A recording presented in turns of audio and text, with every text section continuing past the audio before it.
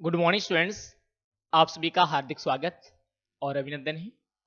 Student, जैसा आपको मेरे पीछे दिखाई दे ही रहा होगा, आज जो इस क्लास में हम बात करेंगे वो हम अपनी एग्रीकल्चर बायोलॉजी के अध्याय 4 के बारे में बात करेंगे। काफी इंपोर्टेंट चैप्टर है, काफी बड़ा चैप्टर है। आप लोगों की डिमांड सबसे ज्यादा है कि सर ये वाला चैप्टर करवाओ, तो बिल्कुल आज हम पूरे चैप्टर का रिवीजन करेंगे। जितनी भी हमारी क्लास होगी, इस पूरी क्लास में पूरा का पूरा चैप्टर मैं आपको क्लियर करवा दूंगा। तो चलिए क्लास को स्टार्ट करते हैं। और स्टार्ट करने से पहले मैं आपको बता दूं, अगर आप हमारे चैनल पर नए हैं तो चैनल को सब्सक्राइब कर लें। यहाँ आपको बहुत सारी क्लासेज 12 जेड CUT सुपरवाइजर के लिए मिलने वाली है। चलिए अब क्लास को शुरू करते हैं। और काफी इंपोर्टेंट चैप्टर, ध्यान रखना, मुश्किल ये 6 या 7 नंबर के क्वेश्चन आपको यहाँ से आते हैं। इससे पहले मैं आपको एक चीज बता दूं, हमारे बहुत सारे स्टूडेंट्स ऐसे हैं जो जेड CUT की तैयारी करेंगे और अभी से उनके मन में चिंता है कि सर जेड CUT की तैयारी कहाँ करें। तो आपको कहीं भी भटकने की आवश्यकता नहीं है। आप जहां पढ़ रहे हैं वो सबसे अच्छी जगह है। ठीक है, आपको पढ़ना भी समझ में आ रहा है, सबसे बड़ी बात यह है। जेड CUT के लिए जो हमारे नए कोर्स हैं वो लॉन्च हो गए। आप आज ही हिमायर ऐप पर जाओ, प्ले स्टोर से हिमायर ऐप डाउनलोड करो और वहां से अपना कोर्स जो है ज्वाइन कर सकते हो। जेड CUT जो भी कोर्स लेना चाहो आप लोग ले सकते हो। अब हम चलते हैं सीधा अपने चैप्टर की तरफ। काफी इंपोर्टेंट चैप्टर है, बिल्कुल बारीकी से सारी चीजों को पढ़ते हुए अपन आगे बढ़ेंगे। चैप्टर का नाम क्या है स्टूडेंट्स? चैप्टर का नाम है कीट नियंत्रण की प्रमुख विधियां। इन विधियों के बारे में ही हम चर्चा करेंगे। सबसे पहले हम जान लेते हैं कि कीट नियंत्रण क्या होता है, उसके बाद में हम जानेंगे कीट नियंत्रण की विधियां कौन कौन सी हैं। पहले हम कीट नियंत्रण की बात करें तो मैं आपको बता दूं, जो कीट नियंत्रण है उसमें 3 चीजें शामिल होती हैं। 3 चीजें क्या क्या शामिल होती हैं वो आप लोग समझ लेना। सबसे पहली बात यह है कीटों की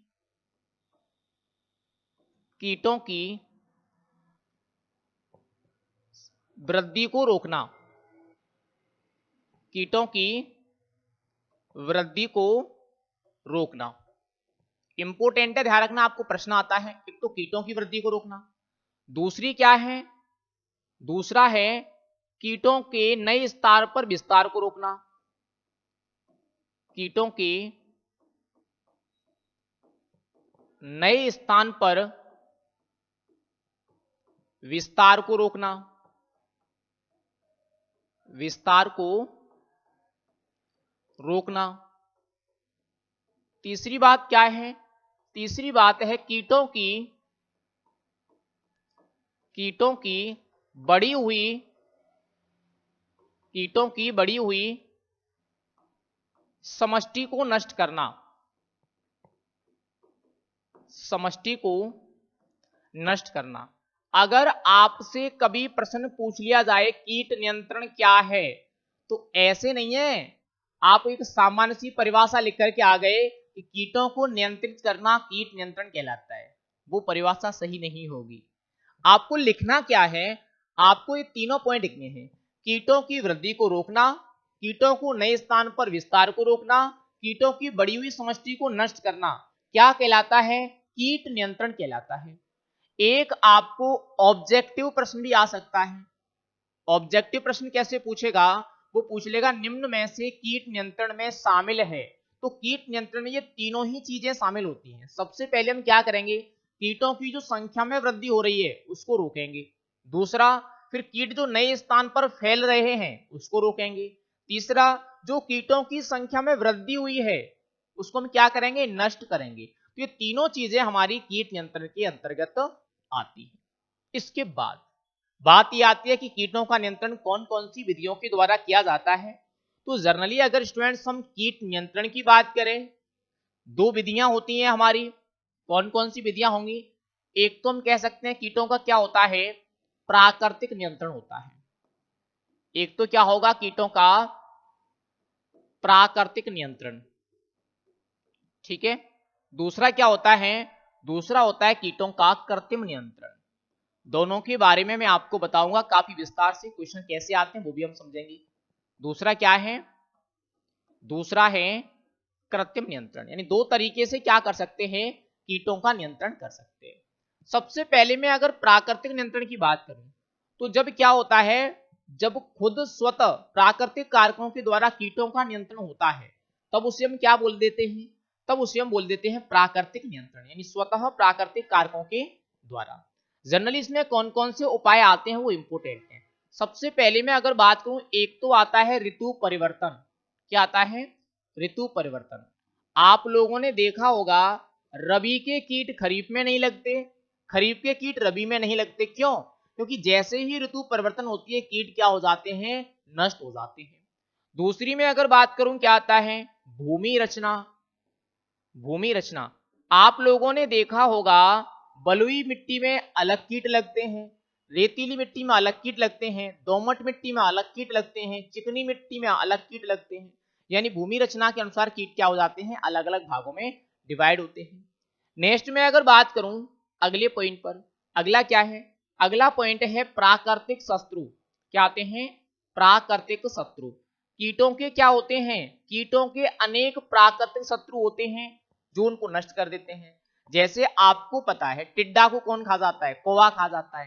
टिड्डा को कौन खाता है, कौवा। ऐसे ही बहुत सारे कीटे जो आपस में कीटों को खा जाते हैं। नेक्स्ट में अगर बात करूं अगला क्या है, नेक्स्ट हमारा जहां आएगा वो है प्राकृतिक रोग। अब जैसे मनुष्यों में रोग होते हैं वैसे ही कीटों में रोग होते हैं। अब कीटों में रोग के लिए हम दवा तो उपयोग करते नहीं है, तो कीट ऑटोमेटिकली क्या हो जाते हैं, मर जाते हैं। हमें प्रश्न क्या आएगा, हमें प्रश्न आएगा कीट नियंत्रण की प्राकृतिक विधियां कौन कौन सी हैं। निम्न में से कीट नियंत्रण का प्राकृतिक उपाय कौन सा है। तो कीट नियंत्रण का प्राकृतिक उपाय कौन कौन से होंगे आपको पता चल गया। ऋतु परिवर्तन, भूमि रचना, प्राकृतिक शत्रु और प्राकृतिक रोग। ये क्या है, ये कीट नियंत्रण के प्राकृतिक उपाय है। इंपोर्टेंट है हमारे यांत्रिक या मैं कहूं कृषि नियंत्रण। अब अगर हम कृषि नियंत्रण की बात करें तो हम कह सकते हैं कि यहां पर जो कीटों का नियंत्रण होता है वो किसके द्वारा होता है, वो मानवीय क्रियाओं के द्वारा होता है। किसके द्वारा होगा, मानवीय क्रिया, मानवीय क्रियाओं या कोई भी हम क्रियाकलाप करते हैं उनके द्वारा हम क्या करते हैं, कीटों का कृत्रिम नियंत्रण करते हैं। यहां आपसे एक प्रश्न पूछा जाता है कि कीटों के कृत्रिम नियंत्रण की सफलता हेतु आवश्यक बातें कौन कौन सी हैं। प्रश्न क्या आता है, कीटों के कृत्रिम नियंत्रण की सफलता हेतु आवश्यक बातें कौन कौन सी हैं। तो यहाँ इंपोर्टेंट बात यह है कि हमें कीट के किसके बारे में पता होना चाहिए, कीट के जीवन चक्र, जीवन चक्र व स्वभाव, स्वभाव का क्या हो हमें पता होना चाहिए। कीट के जीवन चक्र और स्वभाव का क्या हो हमें पता हो, या कीट के जीवन चक्र और स्वभाव की हमें क्या होनी चाहिए, हमें जानकारी होनी चाहिए। दूसरी में अगर बात करूं, कीट की हमें अकारकी का पता होना चाहिए, कीट की अकारकी, अकारकी का ज्ञान होना चाहिए हमें। ठीक है, यानी कीट के लक्षण भी पता होना चाहिए कौन सा कीट है। नेक्स्ट में बात करूं, हमें नियंत्रण की विधि का भी पता होना चाहिए। हमें कीट की जो नियंत्रण की विधि है उस नियंत्रण की विधि का भी पता होना चाहिए। नेक्स्ट में अगर बात करूं कीट नियंत्रण के जो रसायन है हमें क्या होना चाहिए, उन रसायन का ज्ञान भी होना चाहिए, रसायन का ज्ञान। अगर हमें प्रश्न पूछा गया कि कृत्रिम नियंत्रण की सफलता हेतु आवश्यक बातें कौन कौन सी हैं, तो कौन कौन सी बातें होंगी, कीट के जीवन चक्र व स्वभाव की जानकारी होनी चाहिए, कीट की अकारकी का ज्ञान होना चाहिए, नियंत्रण की विधि का ज्ञान होना चाहिए, और हमें रसायनों का ज्ञान होना चाहिए कि कौन से कीट के लिए कौन सा रसायन उपयोग में लिया जाता है। ये तो हमारी सामान्य बातें हो गई कीट नियंत्रण के बारे में, कीट नियंत्रण क्या है और इसकी विधियां कितने तरह की होती हैं। अब आगे हम चलते हैं, नेक्स्ट इंपोर्टेंट चीजें हमारी यहां से आगे शुरू होंगी। चलिए अब हम आगे देख लेते हैं स्टूडेंट्स, नेक्स्ट पॉइंट पर डायरेक्टली अब हम बात करेंगे कि जो कृत्रिम नियंत्रण है कीटों का उसकी कितनी विधियां होती हैं। प्रश्न में यहां से आते हैं। जनरली अगर स्टूडेंट्स हम कृत्रिम नियंत्रण की बात कर रहे हैं तो इसकी इंपोर्टेंटली 4 विधि होंगी। एक तो मैं अगर कहूं तो क्या होगा, भौतिक नियंत्रण, एक तो क्या होगा भौतिक नियंत्रण या भौतिक विधियां। दूसरी में अगर बात करूं यांत्रिक नियंत्रण, या हम कह सकते हैं यांत्रिक विधियां। एक भौतिक हो गया, एक कौन सा हो गया, यांत्रिक हो गया। तीसरी में अगर बात करूं, तीसरा क्या होगा, सस्य या कृषि नियंत्रण, सस्य या कृषि नियंत्रण होगा। चौथा क्या होगा, चौथा होगा रासायनिक नियंत्रण, चौथा कौन सा है? रासायनिक नियंत्रण, रासायनिक। और पांचवी अगर मैं बात करूं तो पांचवा कौन सा आता है? ये आता है जैविक नियंत्रण। क्या आता है? जैविक नियंत्रण। यानी अगर मैं कीट नियंत्रण की बात करूं तो कीट नियंत्रण की कितनी विधियां होती हैं?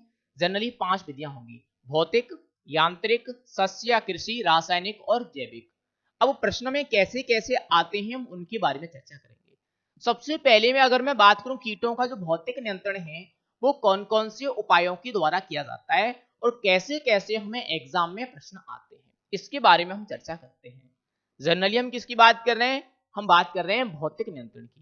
तो ध्यान देना मेरी तरफ, भौतिक नियंत्रण में हम कौन कौन से उपाय लेते हैं। सबसे पहले मैं अगर बात करूं, एक तो हम लेते हैं प्रकाश, प्रकाश। दूसरी में अगर बात करूं, दूसरा हम क्या लेते हैं? आर्द्रता, आर्द्रता। तीसरी अगर मैं बात करूं तो क्या लेते हैं हम? तापमान। प्रकाश है, आर्द्रता है, तापमान है। चौथी अगर मैं बात करूं तो ध्वनि है। और पांचवी अगर बात करूं तो क्या है? बिजली है। आप लोगों से अगर प्रश्न पूछा जाए कि कीट नियंत्रण का भौतिक उपाय कौन सा है, तो भौतिक उपाय कौन कौन से होंगे? प्रकाश, आर्द्रता, तापमान, ध्वनि और बिजली। अब इनमें से हमें छोटे छोटे प्रश्न आते हैं इंपोर्टेंटली। जनरली मैं आपको बता दूं, प्रकाश की अगर बात करूं, प्रकाश के द्वारा कौन से कीटों का नियंत्रण होता है? जो रात्रिचर कीट होते हैं, रात्रिचर, रात्रिचर कीटों का नियंत्रण किसके द्वारा होता है? प्रकाश के द्वारा। जैसे चने की लट है, तंबाकू की लट है, सफेद लट है, जितने भी रात्रिचर कीट होते हैं उनका नियंत्रण प्रकाश के द्वारा किया जाता है। एक और बता दूं, प्रकाश नियंत्रण के लिए क्या किया? गामा किरणों का प्रयोग किया। कौन सी किरणों का? गामा किरण। और गामा किरणों का नियंत्रण किसने किया? ये किया निपलिंग ने। हमें यहां से प्रश्न पूछा जाता है कि कीटों के नियंत्रण के लिए कौन सी किरणों का प्रयोग होता है? गामा किरणों का प्रयोग होता है। कीट नियंत्रण हेतु गामा किरणों का प्रयोग किसने किया? तो वो किया निपलिंग ने। एक और आता है कि ऐसा कौन सा कीट है जो प्रकाश की दिशा में गति करता है? तो ध्यान रखना, मैं आपको इंपोर्टेंटली बता दूं, टिड्डा है। टिड्डा, टिड्डा क्या करता है? प्रकाश की दिशा में गति करता है। टिड्डा कीट क्या करेगा? प्रकाश की दिशा में गति करेगा, टिड्डियां। नेक्स्ट, आर्द्रता। अब आर्द्रता में एक ही चीज याद रखना, जब आर्द्रता भंडारण में 10% से कम होती है तब क्या लगता है? कीट। 10% से ज्यादा होती है तब भी क्या लगते हैं? कीट लगते हैं। तो यहां से आपको एक ही प्रश्न पूछा जाता है कि फसलों का भंडारण कितनी आर्द्रता पर करना चाहिए, तो वो 10% आर्द्रता पर करना चाहिए। इसके बाद अगला है तापमान। तापमान एक मोस्ट कारक है। हमें प्रश्न पूछा जाता है इंपोर्टेंटली, डायरेक्टली क्वेश्चन आता है कि कीटों की वृद्धि हेतु उपयुक्त तापमान कितना है। अगर हम कीटों की वृद्धि की बात करें तो वृद्धि के लिए जो उपयुक्त तापमान है वो कितना है? वो 10 से लेकर के 35 डिग्री सेल्सियस।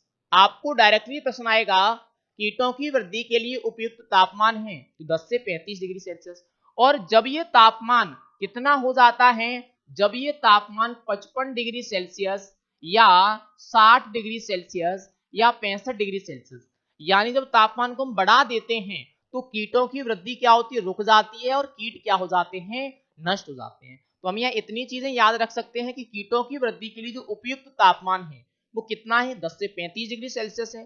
जब तापमान अधिक हो जाता है तो कीटों की वृद्धि रुक जाती है और कीट मर जाते हैं। नेक्स्ट में अगर बात करूं ध्वनि। अब ध्वनि का उपयोग कहां किया जाता है कीटों के नियंत्रण में? तो ध्यान रखना, इंपोर्टेंट है।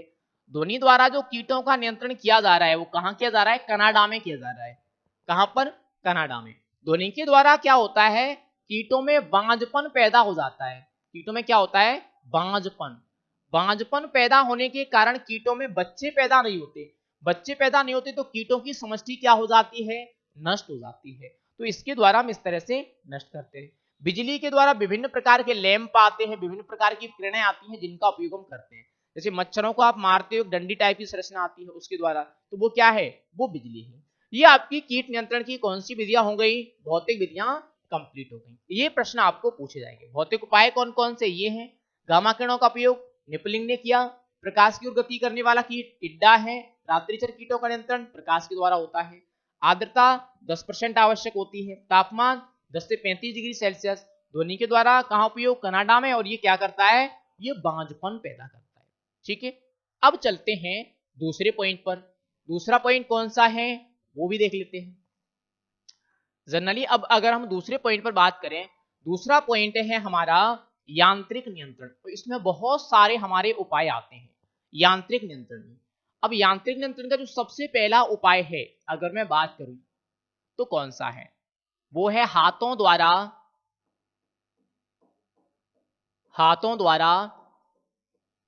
अंडे एकत्रित करना। हाथों द्वारा अंडे एकत्रित करना। कई बार क्या होता है हमारे खेत में कीट एक गुच्छे के रूप में अंडे देते हैं, और अगर हमें कहीं दिख जाते हैं तो हम हाथ द्वारा अंडों को एकत्रित करके खेत से बाहर कर सकते हैं। दूसरा क्या है, दूसरा है हस्तजाल। क्या है, हस्तजाल। अगर मैं हस्तजाल की बात करूं, हस्तजाल के द्वारा कौन से कीटों को नियंत्रित करते हैं, जो कीट उड़ने वाले होते हैं। ध्यान रखना, उड़ने वाले कीटों का जो नियंत्रण है वो किसके द्वारा करते हैं, हस्तजाल के द्वारा। जैसे मान लो कोई कीट हमारी फसल के ऊपर उड़ रहा है, तो हम क्या करेंगे, उसको ऐसे हाथ से पकड़ लेंगे और फेंक देंगे बाहर, तो वो क्या हो गया, हस्तजाल हो गया। नेक्स्ट फिर अगर मैं बात करूं अगला कौन सा उपाय आता है, अगला उपाय आता है हमारा खाई खोदना। क्या आता है, खाई खोदना। खाई खोद करके भी हम क्या कर सकते हैं, कीटों का जो नियंत्रण है वो कर सकते हैं। एक हम कर सकते हैं क्या, बाड़ लगाना। क्या कर सकते हैं, बाड़ लगाना। अब आपसे प्रश्न पूछा जाएगा कि बाड़ लगाकर कौन से कीटों का नियंत्रण किया जाता है, तो जर्नली में आपको बता दूं जो रेंगने वाले कीट होते हैं, रेंगने वाले कीटों का जो नियंत्रण होता है वो किसके द्वारा होता है, बाड़ लगा करके। आपने खेत के चारों तरफ बाड़ लगा दी तो रेंगने वाले कीट अंदर प्रवेश नहीं कर पाएंगे। इसके बाद में अगर नेक्स्ट बात करूं और क्या आता है, जनरली अगर हम बात करें, एक आता है तने पर लेप लगाना। क्या आता है, तने पर लेप। अब तने पर लेप कैसे लगाते हैं, कुछ कीट ऐसे होते हैं जो भूमि से तने पर चढ़ते हुए ऊपर जाते हैं, तो उन कीटों के नियंत्रण के लिए हम क्या करते हैं, या तो तने पर कोई लेप लगा देते हैं या तने पर कोई पॉलीथीन लगा देते हैं, जिससे कीट जैसे ही तने पर चढ़ता है वो नीचे की ओर खिसक जाता है। इसका सबसे बेस्ट एग्जांपल है मिलीबग। कौन सा है, मिलीबग। और इस मिलीबग कीट का प्रकोप कहां होता है, आम में। तो हम क्या करते हैं, आम के तने पर या तो पॉलीथीन लगा देते हैं या आम के तने पर लेप कर देते हैं, तो ये मिलीबग कीट जैसे ही चढ़ता है नीचे गिर जाता है। ठीक है, ये आपकी विधियां हो गई। एक आता है यहां पर ट्रैप। क्या आता है, ट्रैप या पास। ट्रैप या पास का उपयोग, और ये इंपोर्टेंट भी है, ट्रैप या पास का उपयोग। अब जो ट्रैप या पास है वो तीन होते हैं। एक तो मैं अगर बात करूं कौन से होंगे, प्रकाश पास। कौन सा होगा, प्रकाश पास, जिसको हम लाइट ट्रैप बोलते हैं। दूसरा आता है हमारा फिरोमोन पास। ठीक है, फिरोमोन पास। तीसरा कौन सा आता है, तीसरा आता है हमारा चिपचिपे पास। कौन से आते हैं, चिपचिपे पास। अब ये क्या करते हैं, जर्नली अगर मैं प्रकाश पास की बात करूं तो प्रकाश पास का जो उपयोग है वो कौन से कीटों के नियंत्रण में होता है, जो रात्रिचर कीट होते हैं उनके नियंत्रण में किसका उपयोग होता है, प्रकाश पास का उपयोग होता है। और कब किया जाता है, अगर इसकी बात करें तो शाम को 7:30 बजे से 10 बजे तक। आप लोगों से प्रश्न पूछा जाता है कि प्रकाश पास का उपयोग कब करते हैं, तो रात्रिचर कीटों में करते हैं और शाम को 7:30 बजे से 10 बजे तक करते हैं। इसमें कीटों का नियंत्रण के लिए क्या करते हैं, जो जल है, जल और केरोसिन है, जल और केरोसिन का मिश्रित घोल बनाते हैं और उसको नीचे रख देते हैं। जल तो कितना होगा, 95%, और 5% क्या होगी, केरोसिन होगी। यानी 95%, 5% केरोसिन और जल के घोल का उपयोग करते हैं प्रकाश पास में कीटों को नियंत्रित करने के लिए। नेक्स्ट में अगर बात करूं फिरोमोन पास। फिरोमोन पास क्या होते हैं, ये एक तरह से नर को आकर्षित करने वाली गंध के पास होते हैं। और इनकी अगर मैं बात करूं, ये कितनी दूरी पर लगाए जाते हैं, ये 50 मीटर की दूरी पर लगाए जाते हैं। और मैं अगर बात करूं 1 हेक्टेयर में, 1 हेक्टेयर क्षेत्र में, तो 1 हेक्टेयर क्षेत्र में कितने फिरोमोन पास लगाए जाते हैं, 5। आप लोगों से यही प्रश्न पूछा जाता है, फिरोमोन पास कितनी दूरी पर, 50 मीटर की दूरी पर। कितने होते हैं 1 हेक्टेयर में, तो 5 होते हैं। और ये कैसे होते हैं, विशेष गंधयुक्त पास होते हैं जो नर कीटों को आकर्षित करने का कार्य करते हैं। ठीक है, चिपचिपे पास क्या होंगे, ये गोंद, मोम या विभिन्न वस्त्रों से बनाए जाते हैं। इनके ऊपर जैसे ही कीट बैठता है कीट इनसे चिपक जाता है। ज्यादातर ये जो चिपचिपे पास है वो पीले कलर के होते हैं, क्योंकि पीले रंग के प्रति कीट ज्यादा आकर्षित होते हैं। आपको इन दोनों में से ये सारे प्रश्न पूछे जाते हैं, तो दोनों मैंने आपको यहाँ पर इंपोर्टेंटली बता दिए। और ये हमारी जो यांत्रिक विधियां थी कीट नियंत्रण की, वो क्या हो गई, वो कंप्लीट हो गई। ये सारी हमारी यांत्रिक विधियां कीटों के नियंत्रण के काम में आती हैं। अब हम थोड़ा सा नेक्स्ट अगले पॉइंट पर चलते हैं। नेक्स्ट पॉइंट क्या है, नेक्स्ट पॉइंट है अपना कीटों का सस्य नियंत्रण। अब क्या आएगा, अब आएगा हमारा कीटों का सस्य या मैं कहूं कृषि नियंत्रण, सस्य या कृषि नियंत्रण। अब प्रश्न में यह आता है कीटों का सस्य या कृषि नियंत्रण कौन कौन से उपायों के द्वारा किया जाता है, इसमें हम कौन कौन से जो उपाय हैं वो अपनाते हैं। आपसे उपाय पूछे जाएंगे तो जर्नली हम कई सारे उपाय जो अपना सकते हैं इसमें। एक तुम क्या करेंगे, एक तुम अपनाएंगे फसल चक्र। क्या अपनाते हैं अपन, फसल चक्र अपनाते हैं। दूसरा हम क्या करते हैं, दूसरा हम करते हैं मिश्रित खेती। फसल चक्र हो गया, उसके बाद हमने क्या की, उसके बाद हमने मिश्रित खेती अपना ली। तीसरा मान लो हमने क्या कर लिया, तीसरा हमने लगा दिए यहां रक्षक फसल। क्या लगा दी, रक्षक फसल। अब रक्षक फसल क्या होती है, यहां से आपको प्रश्न आते हैं। ऐसी फसल जो मुख्य फसल को रोग और कीटों से बचाने का काम करती है, वो क्या है, रक्षक फसल है। ये खेत के चारों तरफ लगाई जाती है और कितनी लगाई जाती है, 5%। कितनी होती है, 5% होती है। कुल पौधे होंगे उनका कितना होगा, 5%। जैसे मैं अगर बात करूं गन्ना के चारों तरफ सनई, सोयाबीन के चारों तरफ मक्का, किसका काम करते हैं, रक्षक फसलों का काम करते हैं। इसके अलावा में हम क्या कर सकते हैं, हम रोग रोधी किस्मों अपना सकते हैं। कीट रोधी किस्म, किसका चुनाव करेंगे हम कीट रोधी किस्मों का चुनाव करेंगे। तो एक क्या हो जाएगा, एक हो जाएगा हमारा कीट रोधी किस्म हो जाएगा। एक हम क्या करेंगे, खेत की सफाई, क्या रखेंगे, खेत की सफाई रखेंगे। जो भी हमारा खेत है उस खेत की क्या रखते हैं, हम सफाई रखते हैं। एक हम क्या करते हैं, एक हम करते हैं फसल उपरांत जुताई, फसल उपरांत जुताई। जैसे ही हमारी फसल कटती है, फसल कटने के तुरंत बाद हम क्या करते हैं, खेत में जुताई करते हैं। नेक्स्ट में अगर बात करूं हम क्या करेंगे, हम अगैती बुवाई करेंगे। क्या करेंगे, अगैती या पछेती बुवाई। आपको पता है हर साल कीटों का जो समय है वो निश्चित होता है, कीट किस समय पर प्रकोप करता है। तो अगर आपके खेत में ज्यादा कीट लग रहे हैं तो या तो आप समय से पहले बुवाई कर दो या समय से बाद में बुवाई कर दो। ऐसा करने से क्या होगा, कीटों का प्रकोप कम हो जाएगा। तो ये सारे आपके क्या होंगे, सस्य या कृषि नियंत्रण के उपाय होंगे। आपसे प्रश्न आएगा कीटों का सस्य नियंत्रण कौन कौन से उपायों के द्वारा किया जाता है, लिखिए। तो कौन कौन से होंगे, जैसे फसल चक्र है, मिश्रित खेती है, रक्षक फसल है, कीट रोधी किस्म है, खेत की सफाई है, फसल उपरांत जुताई है और अगैती या पछेती बुवाई है। तो ये हमारा क्या हो गया, सस्य नियंत्रण हो गया। नेक्स्ट में अगर बात करूं तो अगला हमारा कौन सा आता है, अगला आता है रासायनिक नियंत्रण। अब अगर मैं रासायनिक नियंत्रण की बात करूं तो ये सबसे ज्यादा इंपोर्टेंट है। क्या है, रासायनिक नियंत्रण। रासायनिक नियंत्रण क्या है, जब हम कीटों का नियंत्रण रसायनों के द्वारा करते हैं, किसके द्वारा करेंगे, रसायनों द्वारा, तब उसको क्या कहा जाता है, तब उसको कहा जाता है रासायनिक नियंत्रण। यानी मैं कह सकता हूं रसायनों द्वारा कीटों का नियंत्रण क्या है, रासायनिक नियंत्रण है। यहां से हमें दो तीन इंपोर्टेंट चीजें आएंगी, कौन कौन से रसायन हम उपयोग करते हैं। तो एक तो आते हैं यहां पर कीटनाशी। अब कीटनाशी क्या होते हैं, वे रसायन जो कीटों को मारने का काम करते हैं, कीटनाशी होते हैं। दूसरी में अगर बात करूं कौन से इंपोर्टेंट, बरूथीनाशी।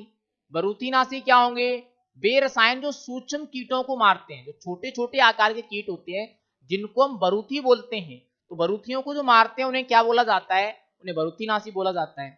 एक अगर मैं बात करूं, एक आते हैं कृंतकनाशी। कृंतकनाशी, अब कृंतकनाशी क्या होते हैं, ये बेरसायन होते हैं जो चूहे और गिलहरियों या मैं कहूं कुतरने वाले कीटों को मारने का काम करते हैं। बेरसायन चूहे गिलहरी एवं कुतरने वाले कीटों को मारने का काम करते हैं, उन्हें क्या कहा जाता है, उन्हें कृंतकनाशी कहा जाता है। एक अगर मैं बात करूं, एक आते हैं हमारे सूत्रकृमिनाशी। सूत्रकृमिनाशी ये क्या होते हैं, ये बेरसायन होते हैं जो सूत्रकृमियों को मारने का काम करते हैं। जो निमेटोड होता है, निमेटोड को जो मारने का काम करते हैं वो क्या होते हैं, सूत्रकृमिनाशी होते हैं। 5-6 यहाँ पर इंपोर्टेंट आते हैं जिनमें से ये चारों हमारे सबसे ज्यादा इंपोर्टेंट है। कीटनाशी कीटों को मारने का काम करेंगे, बरूथीनाशी बरूथियों को मारने का काम करेंगे, कृंतकनाशी चूहे और गिलहरियों को मारने का काम करेंगे, सूत्रकृमिनाशी सूत्रकृमियों को मारने का काम करेंगे। अब इसमें से बहुत सारी चीजें आती हैं रासायनिक नियंत्रण से। कौन कौन सी चीजें आती हैं उनको थोड़ा सा हम देख लेते हैं। जनरली अगर हम बात करें, एक में आता है कीटनाशी संरूपण, बहुत इंपोर्टेंट है। कीटनाशी संरूपण का मतलब क्या है? कीटनाशियों को प्रयोग में योग्य बनाना। कीटनाशियों को प्रयोग में योग्य बनाने के लिए दो तीन तरह के संरूपण तैयार किए जाते हैं। कौन कौन से हैं उनके बारे में मैं आप लोगों को बता दूं, और ये इंपोर्टेंट पॉइंट है अब हमारा जो भी हम पढ़ रहे हैं। कीटनाशी संरूपण दो तरह का होगा। एक तो हम ठोस रूप में कीटनाशियों का उपयोग करें, एक हम द्रव रूप में कीटनाशियों का उपयोग करें। दो रूप में ही कर सकते हैं। जो ठोस संरूपण होता है कीटनाशियों का, वो तीन तरह का होता है। कीटनाशी धूलि, यानी वे कीटनाशी जिनका उपयोग किस रूप में होता है? जिनका उपयोग चूर्ण के रूप में होता है। किसके रूप में होगा? चूर्ण के रूप में होगा। वो क्या होंगे? वो कीटनाशी धूलि होंगे। इनकी अगर मैं बात करूं, इनका प्रयोग कब होता है? इनका प्रयोग होता है प्रातः काल। आप लोगों से प्रश्न पूछा जाता है कीटनाशी धूलि के प्रयोग के लिए उपयुक्त समय कौन सा है? तो प्रातः काल है। नेक्स्ट में अगर बात करूं, इनमें रसायन की सांद्रता कितनी होती है? तो 0.1 से लेकर के 25%। इनमें जो रसायन होता है उसकी सांद्रता कितनी पाई जाती है? 0.1 से लेकर के 25% पाई जाती है। एक और चीज बता दूं, जो कीटनाशी धूलि है वो 2,5 और 10% चूर्ण के रूप में मिलते हैं। कैसे मिलेंगे? 2, 5 और 10% चूर्ण के रूप में मिलते हैं। ये तो हमारे कीटनाशी धूलि हो गए। चूर्ण के रूप में इनका उपयोग होता है, प्रातःकाल उपयोग किया जाता है। इनमें सांद्रता 0.1 से 25% होती है, और ये 2, 5 और 10% चूर्ण के रूप में बाजार में मिलते हैं।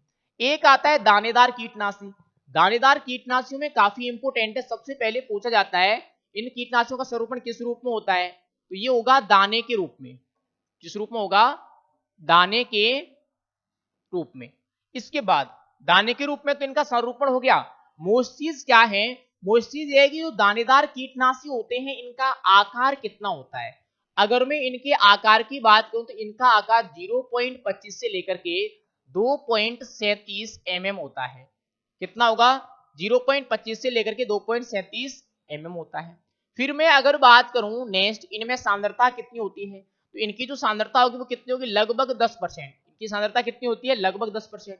इनका जो उपयोग होता है वो छिड़काव के रूप में होता है। किस रूप में होगा? छिड़काव के रूप में इनका उपयोग होता है। एक है घुलनशील चूर्ण। अब घुलनशील चूर्ण क्या है?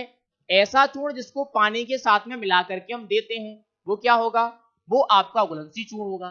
घुलनशील चूर्ण में एक ही चीज आएगी कि इसमें सांद्रता कितनी होगी घुलनशील चूर्ण में। तो ध्यान रखना, इसकी जो सांद्रता होती है वो 25% या फिर 40% या फिर 50%। ये किस रूप में आते हैं? 25, 40 या 50% चूर्ण के रूप में आते हैं। ये आपका ठोस संरूपण हो गया कंप्लीट।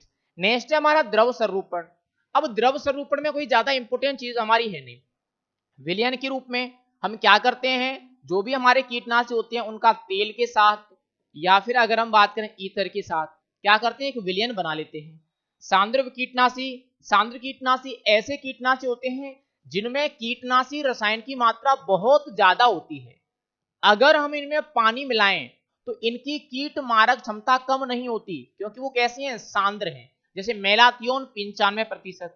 वायु विलयन, कई कीटनाशी हवा के साथ विलय होते हैं, उनका जो प्रभाव होता है वो हवा के रूप में होता है, जिसको हम एरोसोल बोलते हैं। धूमक धुआं के रूप में अपना प्रभाव छोड़ते हैं, इनको धुआं के रूप में तैयार किया जाता है। कीटनाशी उर्वरक मिश्रण, इनको उर्वरकों के साथ मिला करके मिश्रण बनाते हैं। सबसे इंपॉर्टेंट है हमारे ठोस संरूपण, वहां से आपको क्वेश्चन जो आते हैं वो मैंने आपको बता दिए। ठीक है, अब थोड़ा सा और नेक्स्ट चलते हैं। एक और चीज यहां से आती है इंपोर्टेंट, वो पॉइंट आता है हमें कीटनाशियों का वर्गीकरण। प्रश्न क्या आता है? कीटनाशियों का वर्गीकरण। जनरली अगर हम कीटनाशियों के वर्गीकरण की बात करें तो वैसे 3 आधारों पर किया गया है, जिसमें से 2 आधार जो हैं जिनको हम पढ़ेंगे और मोस्ट भी हैं दोनों आधार। कौन कौन से हैं एक बार देख लेते हैं। सबसे पहले अगर मैं बात करूं शरीर में प्रवेश के आधार पर, और स्टूडेंट्स ध्यान रखना शरीर में प्रवेश के आधार पर जो कीटनाशी हैं वो कितने प्रकार के होते हैं? वो 3 प्रकार के होते हैं। कौन कौन से? संस्पर्श विष, जठर विष और धूमक। अब अगर मैं संस्पर्श विष की बात करूं तो ये क्या करते हैं? ये कीटों की त्वचा या मैं कहूं कीटों की क्यूटिकल क्यूटिकल के संपर्क में आकर के क्या करते हैं, त्वचा में प्रभाव छोड़ते हैं। ये क्या करेंगे, जैसे ही कीटों की त्वचा के संपर्क में आएंगे, कीटों की त्वचा को प्रभावित करेंगे और कीटों को नष्ट कर देंगे। जठरविष क्या होते हैं, जठरविष का जो प्रभाव है वो कहाँ होता है, आमाशय में। कहाँ होगा, आमाशय में। ये क्या करते हैं, ये आमाशय में विष पैदा करते हैं। आमाशय में क्या करेंगे, विष पैदा करेंगे, जिससे कीट की क्या हो जाती है, मृत्यु हो जाती है। धूमक क्या करते हैं, जो धूमक हैं वो बाष्पशील होते हैं। कैसे होते हैं, बाष्पशील। और ये अपना जो प्रभाव है वो गैसीय रूप में छोड़ते हैं। बाष्पशील होते हैं, किस रूप में अपना प्रभाव छोड़ते हैं, गैसीय रूप में अपना प्रभाव छोड़ते हैं। धूमकों का जो उपयोग है वो कहाँ होता है, इसका उपयोग होता है अनाज के भंडारण में। धूमकों का उपयोग कहाँ होगा, अनाज के भंडारण में होगा। आप लोगों से प्रश्न भी पूछा जाता है कि संरक्षित अनाज के भंडारण में कौन से कीटनाशियों का उपयोग होता है, तो धूमक कीटनाशियों का उपयोग होगा। जठरविष क्या करते हैं, आमाशय में विष पैदा करते हैं। इनका जो उपयोग किया जाता है वो भोजन के रूप में होता है। जठरविष का उपयोग किस रूप में होगा, भोजन के रूप में होता है। जठरविष का उपयोग भोजन के रूप में होगा। संस्पर्श विष का जो उपयोग होता है वो किस रूप में होता है, इनका उपयोग छिड़काव के रूप में किया जाता है। जब हम छिड़काव करते हैं तो कीटों की त्वचा के संपर्क में आते हैं और कीटों को क्या कर देते हैं, नष्ट कर देते हैं। तो शरीर में प्रवेश करने के आधार पर कीटनाशी कितने प्रकार के होंगे, 3 प्रकार के। बोर्ड के मॉडल पेपर में भी आपको यहां से प्रश्न पूछा गया था। इसके बाद अगर हम बात करें क्रिया विधि के आधार पर, स्टूडेंट ध्यान रखना, क्रिया विधि के आधार पर जो कीटनाशी हैं वो कितने प्रकार के होते हैं, वो भी 4 प्रकार के होते हैं। कौन कौन से होंगे, एक बार देख लेते हैं। सबसे पहले होंगे हमारे भौतिक विष। क्या होंगे, भौतिक विष। भौतिक विष ये वास्तव में विष नहीं होते, लेकिन जैसे ही ये कीटों के शरीर में प्रवेश करते हैं, निर्जलीकरण की क्रिया के द्वारा क्या करते हैं, कीटों को मार देते हैं। और आपसे प्रश्न पूछा जाता है कई बार कि भौतिक विष कीटों को किस क्रिया के द्वारा मारते हैं, तो निर्जलीकरण की क्रिया के द्वारा मारते हैं। अगला है जीव द्रव्य विष। ये क्या करते हैं, जैसे ही कीट के शरीर में प्रवेश करते हैं जीव द्रव्य में विष पैदा करते हैं। तंत्रिका विष क्या करेंगे, तंत्रिका में विष पैदा करेंगे। श्वसन विष क्या करेंगे, सांस के साथ अंदर जाएंगे और पूरे शरीर में विष पैदा कर देते हैं। इनमें सबसे इंपोर्टेंट कौन से हैं, सबसे इंपोर्टेंट है आपके भौतिक विष। इनमें कुछ भी चीज नहीं है आपको जो एग्जाम में पूछी जाए, आपको केवल इतना जरूर पूछा जा सकता है, क्रिया विधि के आधार पर कीटनाशी कितने प्रकार के, 4 प्रकार के। कौन कौन से, भौतिक विष, जीवद्रव्य विष, तंत्रिका विष और श्वसन विष। तो ये आपका शरीर में प्रवेश के आधार पर और क्रिया विधि के आधार पर कीटनाशियों का वर्गीकरण क्या हो गया, कंप्लीट हो गया। एक वर्गीकरण आता है आपको रसायन के आधार पर, वो वर्गीकरण हमने केमिस्ट्री में भी पढ़ा है। रसायन के आधार पर कीटनाशक 2 प्रकार के होते हैं, कार्बनिक और अकार्बनिक। उसके बाद अगर हम कार्बनिक कीटनाशकों की बात करें तो वो कई प्रकार के वर्गीकरण उनके मेनली हमारे 4 होते हैं। आर्गेनोफॉस्फेट कीटनाशी, क्लोरोनेट हाइड्रोकार्बन और एक हमने पढ़ा था संश्लेषित कीटनाशक। इस तरह से उनका वर्गीकरण हमने केमिस्ट्री में भी पढ़ा है, यहाँ भी है। बहुत बड़ा वर्गीकरण दिया हुआ है आपकी बायोलॉजी में, आपको वो स्किप करना है, क्योंकि अगर आप टाइम वहां लगाओगे तो आपका टाइम ही खराब होगा, कोई भी चीज आपके पल्ले पड़ने वाली नहीं है। तो उसको हम क्या करेंगे, यहाँ पे स्किप करेंगे। इसके बाद नेक्स्ट जो हमारा पॉइंट आता है वो क्या है, नेक्स्ट पॉइंट है हमारा जैविक नियंत्रण। क्या है, जैविक नियंत्रण। तो अब जो है हम बात कर लेते हैं जैविक नियंत्रण के बारे में, जहां से हमें कई बार क्वेश्चन पूछे गए हैं। अब हम किसके बारे में बात कर रहे हैं, जैविक नियंत्रण के बारे में। जैविक नियंत्रण, चलिए अब जैविक नियंत्रण क्या है, जब कीटों का नियंत्रण सूक्ष्म जीव या परभक्षी या परजीवियों के द्वारा किया जाता है तब उसको हम क्या बोलते हैं, जैविक नियंत्रण बोलते हैं। जब कीटों का नियंत्रण सूक्ष्म जीव, जैविक कीट या परजीवी या परभक्षियों के द्वारा किया जाता है तब उसको क्या बोला जाता है, जैविक नियंत्रण बोला जाता है। सबसे पहले मैं यहाँ आपको 2 चीज बता दूं। एक तो हमें यहाँ चीज पूछी जाती है परजीवी, क्या आता है, परजीवी। और एक चीज क्या आती है हमें, एक चीज आती है यहाँ परभक्षी। ये 2 चीजें आप इंपोर्टेंटली पहले यहां पर याद रखो, परजीवी और परभक्षी, दोनों चीजें इंपोर्टेंट है। परजीवी क्या होगा, परजीवी वह जीव जो अन्य पादपों से, अन्य जीवों से अन्य जीवों से पोषण प्राप्त करता है, पोषण प्राप्त करता है, उसे क्या कहेंगे अपन, उसे हम कहेंगे परजीवी। ठीक है। और परबच्ची क्या है, वह जीव जो भोजन के रूप में अन्य जीवों का भक्षण करता है, भक्षण करता है। अब भक्षण करने का मतलब क्या हुआ, भक्षण करने का मतलब हुआ मार करके खाना। जैसे मैं आपको बता दूं, एक शेर है, शेर के पास अगर आप जाओगे तो शेर आपको मार करके खा जाएगा, तो शेर तो कैसा हुआ, परभक्षी हुआ। एक मान लो मैं अगर बात करूं जुआ, हमारे शरीर में जो जुए पाए जाते हैं, जुए क्या कर रहे हैं, हमसे ही पोषण प्राप्त कर रहे हैं, लेकिन वो हमें मार नहीं रहे, तो उनको क्या कहा जाएगा, परजीवी कहा जाएगा। परजीवी में एक बात और है कि जो परजीवी होते हैं वो क्या होते हैं, वो अपने परपोषी से छोटे होते हैं, परपोषी से छोटे। परजीवी क्या होंगे, परजीवी अपने परपोषी से छोटे होते हैं। और अगर मैं बात करूं परबच्ची, परबच्ची क्या होते हैं, अपने परपोषी से बड़े होते हैं। तो पहले तो आपको प्रश्न पूछा जाएगा कि परजीवी और परभक्षी में अंतर लिखिए, तो अब आपको पता चल गया। वह जीव जो अन्य जीवों से पोषण प्राप्त करता है परजीवी कहलाता है, वह जीव जो अन्य जीवों का भक्षण करके पोषण प्राप्त करता है वो परपोषी कहलाता है, वो कहलाता है परभक्षी। परपोषी से छोटे होते हैं, ये परपोषी से बड़े होते हैं। ठीक है, ये आपकी क्या हो गए, परजीवी और परभक्षी हो गए। अब नेक्स्ट में अगर बात करूं अगले पॉइंट पर मैं क्या आता है, आगे हमें यहां से प्रश्न पूछा जाता है कि जो जैविक कीट होते हैं उनकी क्या क्या विशेषताएं होती हैं, जैविक कीटों के गुणधर्म। हमें प्रश्न क्या पूछा जाएगा, हमें पूछा जाएगा जैविक कीट या परजीवियों के गुणधर्म कौन कौन से होते हैं, ये हमें पूछा जाता है। जैविक कीट या परजीवियों के जो गुणधर्म हैं वो कौन कौन से होते हैं। अब अगर स्टूडेंट्स हम जैविक कीटों या परभक्षियों के गुणधर्मों की बात करें तो कौन कौन से होंगे। सबसे पहला गुणधर्म, एक तो इनका जो जीवन चक्र है वो कैसा हो, छोटा।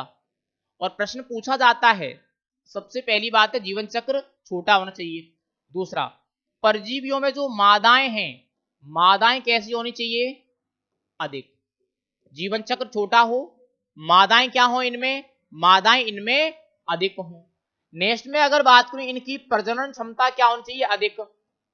प्रजनन क्षमता क्या हो, अधिक। तभी तो खेत में ज्यादा कीट आएंगे और कीटों को मार सकेंगे। प्रजनन क्षमता कैसी होनी चाहिए, अधिक होनी चाहिए।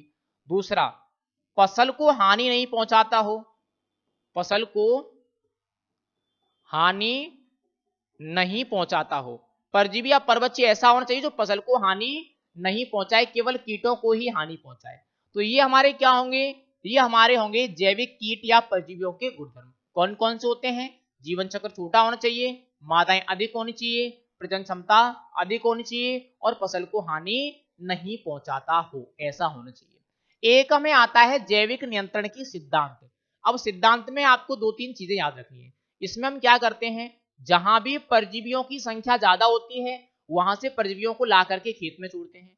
दूसरा, फिर हम क्या करते हैं, परजीवियों का संवर्धन कराते हैं, परजीवियों में प्रजनन कराते हैं और उसको खेत में छोड़ते हैं। तीसरा क्या है, जिस देश में परभक्षी ज्यादा होते हैं वहां से आयातित करते हैं और खेत में छोड़ते हैं। ये दो तीन सिंपल सिद्धांत होते हैं, कभी पूछे नहीं गए हैं ना ये आपको आ सकते हैं। जैविक नियंत्रण ये तीन पॉइंट आपको आएंगे, परजीवी, परभक्षी और कीटों के गुणधर्म, तीनों मैंने आपको यहाँ पर कंप्लीट करवा दिए। इसके बाद में क्या आता है, इसके बाद इस चैप्टर से एक छोटी सी चीज और आती है, वो क्या आता है, वो आता है समाकलित कीट नियंत्रण। अब देखो दो शब्द आते हैं, दोनों शब्दों के बारे में मैं आपको बता दूं। एक तो क्या आता है, समाकलित कीट नियंत्रण आता है, ठीक है। और एक आता है समाकलित कीट प्रबंध, समाकलित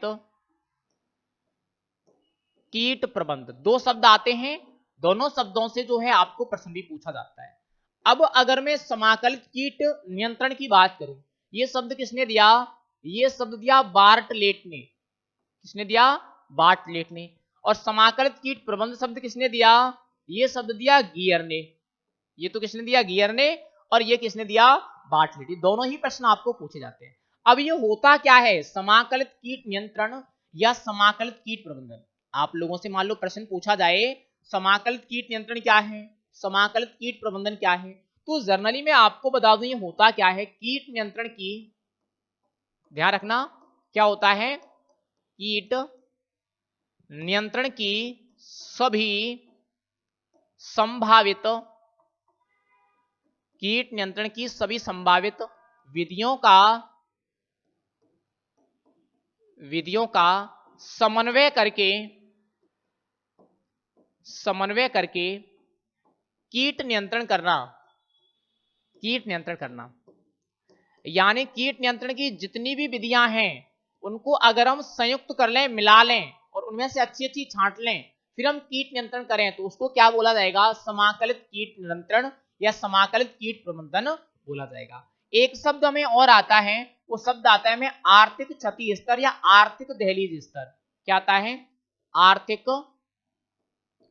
क्षति स्तर, या फिर हम इसको क्या बोलते हैं, या इसको बोला जाता है आर्थिक दहलीज स्तर। दहलीज स्तर ये होता क्या है? जनरली मैं आपको बता दूं, किसी भी खेत में कीटों का वह स्तर, किसी भी खेत में कीटों का वह स्तर या कीटों की वह संख्या जिससे खेत के उत्पादन में कमी होने की संभावना होती है, उसे क्या बोला जाता है? आर्थिक क्षति स्तर। या मैं सीधे सीधे शब्दों में बता दूं, कीटों की वह संख्या जिससे किसान को आर्थिक हानि होने की संभावना हो, उसे क्या बोला जाएगा? उसे बोला जाएगा आर्थिक क्षति स्तर या आर्थिक दहलीज स्तर। जैसे मान लो आपके खेत में 20 कीट है, अब 20 कीट तो क्या ही हानि पहुंचाओगे? 20 कीट हानि पहुंचाएंगे क्या? नहीं पहुंचा पाएंगे। तो हम इस 20 कीटों पर ना तो किसी कीटनाशी का प्रयोग करेंगे, ना कोई उपाय अपनाएंगे। अगर मान लो आपके खेत में 200 कीट है, तो 200 कीट तो हानि पहुंचाएंगे, तो फिर हमें क्या करना पड़ेगा? कीट नियंत्रण करना ही पड़ेगा। तो इसको क्या बोला जाएगा? 200 को इसको बोला जाएगा आर्थिक दहलीज स्तर, क्योंकि इससे क्या हो सकती है? किसान को आर्थिक हानि हो सकती है। तो हम कह सकते हैं कीटों का वह लेवल या कीटों की वह संख्या जिससे आर्थिक हानि होने की संभावना होती है, उसे क्या कहा जाता है? आर्थिक क्षति स्तर या आर्थिक दहलीज स्तर कहा जाता है। ठीक है, तो आज के लिए इतना काफी है। ये चैप्टर लगभग आपका कंप्लीट है। इसमें बस एक ही चीज बची है, वो है आपके स्प्रेयर यंत्र, यानी छिड़काव और बुरकाव के यंत्र। ऑलरेडी टाइम काफी ज्यादा हो गया है, क्लास बहुत बड़ी हो जाएगी ये अपलोडेड में, तो आज हम इतनी भी बात करेंगे। वो चीजें आप स्वयं भी क्लियर कर सकते हो। छिड़काव या बुरकाव के यंत्र बहुत छोटे हैं, खुद आप क्लियर कर पाओगे। ठीक है, थैंक यू।